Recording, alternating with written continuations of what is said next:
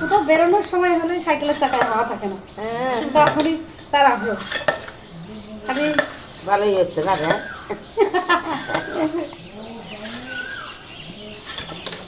ছেলে মানুষের পুষ করে চলে গেল। এতক্ষণ পরে এইটুকু হাওয়া দিলাম।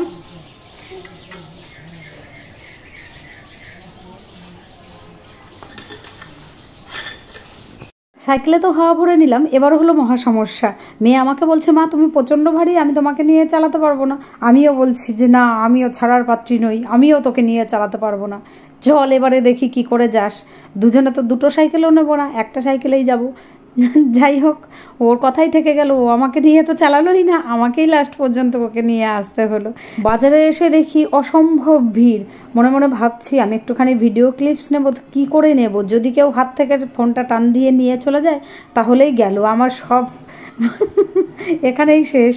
তো যাই হোক, কোনো রকমে একটু ভয়ে ভয়ে ফোনটা বার করে নিয়ে ভিডিওটা করলাম। আর দেখুন তেমনি গাড়ির যানজট, দুপাশে বসেছে সেল, সামনেই পয়লা বৈশাখ, তো মানুষের এখনও কেনাকাটার ধুম শেষ হয়নি।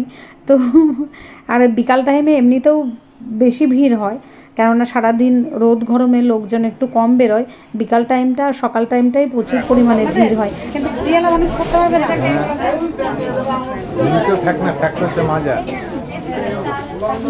কোমর কত তাহলে কি করে হবে? কারো 28 আছে, কারো 30 আছে, কারো এর থেকে একদম ওভার সাইজ সবথেকে বড় কোনটা? সবথেকে বড় ওই ভিতরে যে দেখাচ্ছে ওই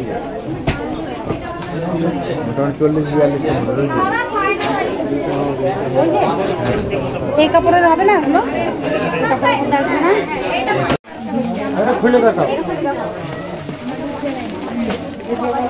দেখে একটুখানি সাইড করে দাও। সুতির শাড়ি আছে।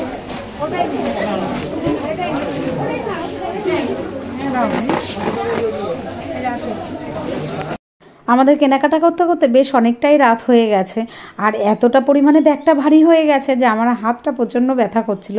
তো মেয়ে আবার বায়না করছে, মা চলো একটুখানি কিছু খাই। তো দুজন মিলে চলে এলাম এই কাকুর দোকানে। এই কাকু খুব সুন্দর করে মাখা করে, যে কোনো মাখাই খুব ভালো করে। তো কাকুর দোকান থেকে একটুখানি মটর মাখা নিয়ে নিলাম। তারপরে মেয়ে আবারও বায়না করছে, মা চলো এবারে তাহলে একটুখানি ফুচকাটা খাই।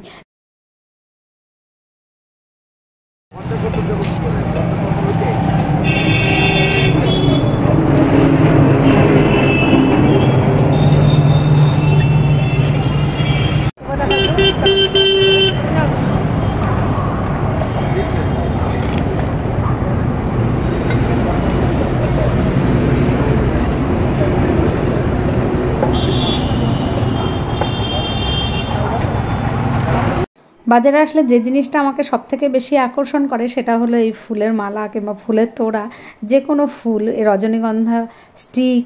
তো এত অপূর্ব লাগে দেখতে। রাস্তার দু সাইড দিয়ে চাষিরা নিয়ে এসে বিকাল টাইমে বসে। বাবা রে কি দুলো!